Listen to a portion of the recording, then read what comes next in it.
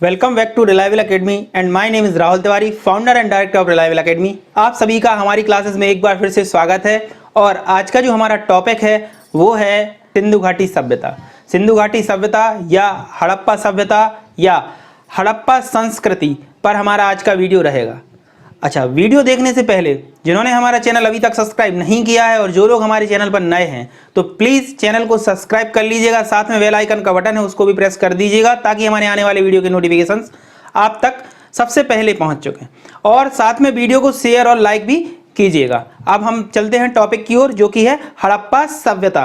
हड़प्पा सभ्यता को पढ़ने से पहले हम समझ लेते हैं कि हड़प्पा सभ्यता से पहले भी एक सभ्यता थी जो विकसित हुई, और यह हड़प्पा सभ्यता जो थी यह रावी और सिंधु नदी पर विकसित हुई। लेकिन इसके पहले की जो सभ्यता थी वह सरस्वती नदी पर विकसित हुई थी। लेकिन उस सभ्यता के अभी ज़्यादा अवशेष प्राप्त न होने के कारण उस सभ्यता को नहीं बताया गया है, और भविष्य में उस सभ्यता के अवशेष मिलने की 100% संभावनाएं हैं।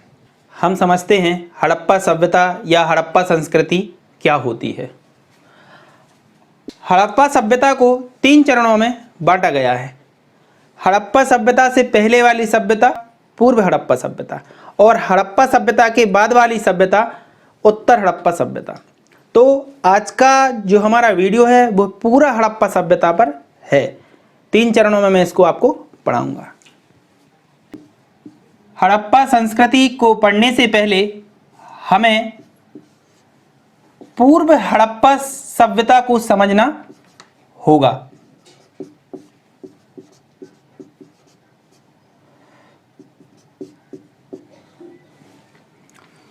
पूर्व हड़प्पा सभ्यता और इसके बाद वाली सभ्यता जो थी वह थी उत्तर सभ्यता,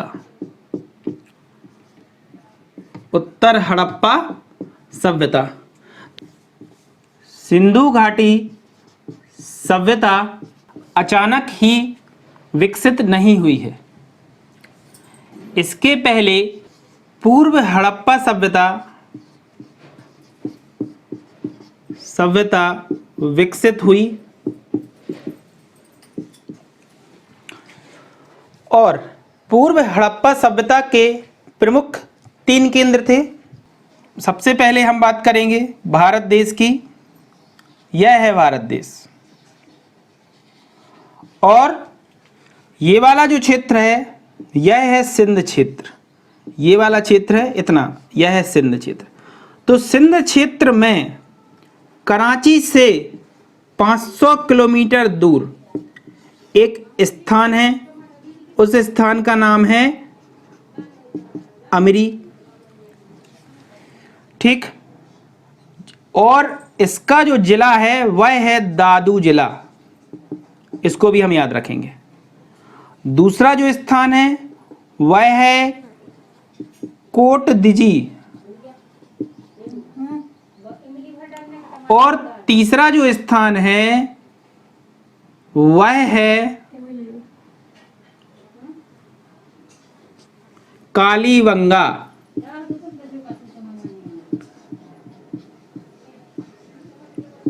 कालीबंगा जो कि घग्गर नदी के किनारे बसा हुआ है, और घग्गर नदी को प्राचीन सरस्वती भी कहा गया है।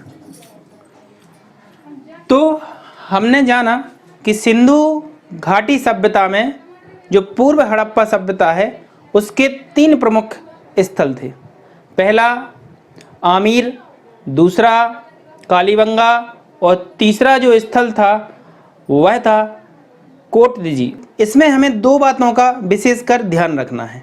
पहली बात पूर्व हड़प्पा कालीन स्थल, और दूसरी बात इनका जीवन। पूर्व हड़प्पा कालीन केंद्र जो है, पहला है क्या अमरी, दूसरा कोटदिजी, और तीसरा है कालीबंगा।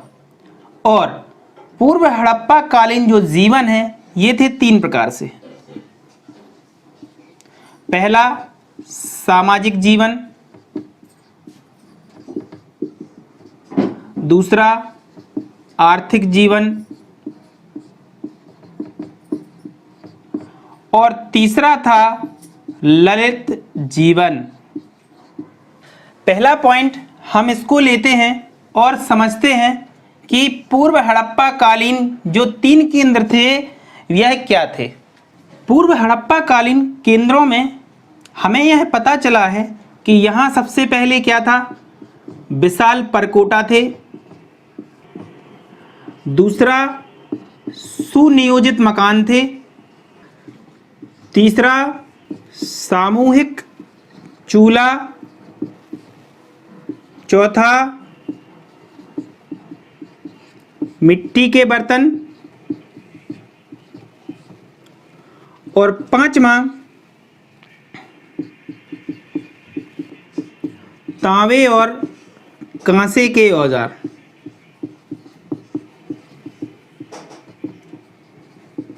क्योंकि आपको पता है यह सभ्यता या इसके बाद वाली जो हम सभ्यता पढ़ेंगे वह ताम्रयुगीन और कांस्ययुगीन सभ्यता है। सिंधु घाटी सभ्यता ताम्रयुगीन और कांस्ययुगीन सभ्यता है।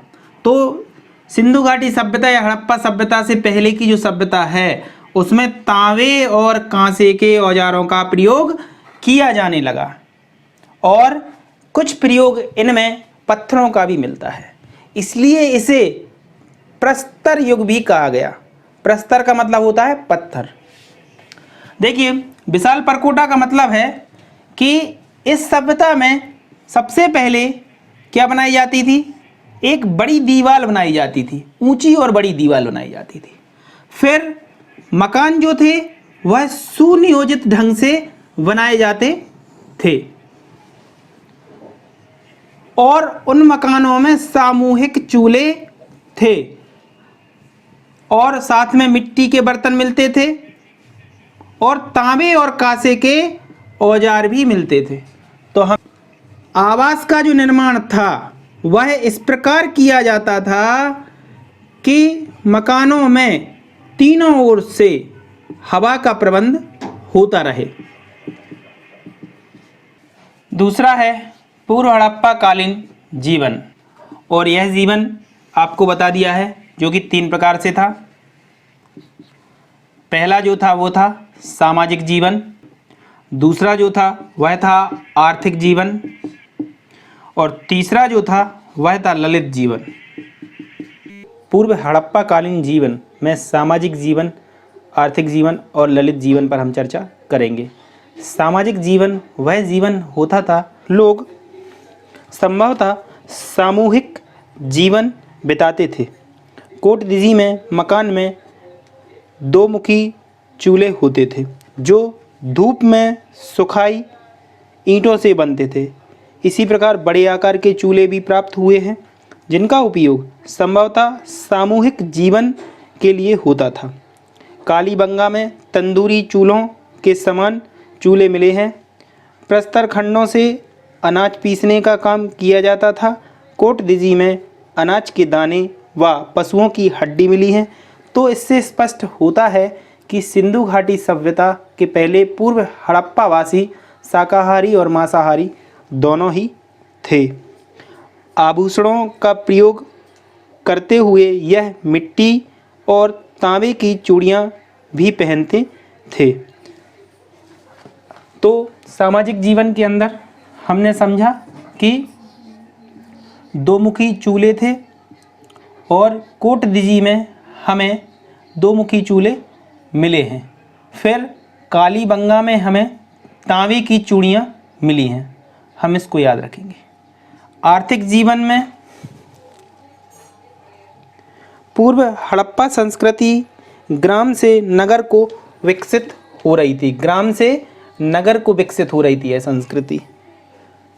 पशुपालन इसका प्रमुख व्यवसाय था। कालीबंगा में एक जोता हुआ खेत मिलता है। पशुपालन यहाँ का मुख्य व्यवसाय था और कालीबंगा में एक जोता हुआ खेत मिलता है और खेत को जोतने के लिए हमें बैलगाड़ी की आवश्यकता पड़ेगी और तो यहाँ पे हमें पहियों के भी साक्ष्य मिले हैं। तो पहिएदार गाड़ियों का उपयोग इस संस्कृति में किया जाता था। मिट्टी के बर्तन बनाए जाते थे। विभिन्न प्रकार के पाषाण उपकरणों और विविध वस्तुओं का प्रयोग इस संस्कृति में अभी भी हो रहा था। इसी प्रकार धातु के औजारों का प्रयोग भी यह करते थे। और अंत में तीसरा है ललित जीवन। मिट्टी के बर्तनों पर विविध अलंकरण प्राप्त हुए हैं। इसमें कालीबंगा और अमरी के पात्रों पे देखो 2 स्थल थे, अमरी और कालीबंगा।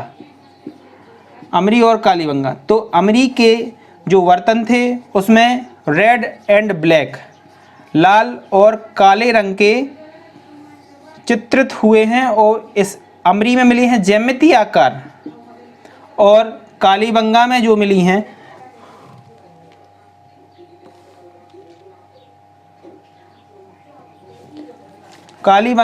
मिली हैं वह पशु आकृतियां मिली हैं। तो गाइज आज के वीडियो में हमने यह जाना कि सिंधु घाटी सभ्यता जो कि 3 चरणों में विभक्त है, पूर्व हड़प्पा, फिर हड़प्पा संस्कृति, उसके बाद उत्तर हड़प्पा। तो हमने आज पूरा चैप्टर पूर्व हड़प्पा का तैयार किया।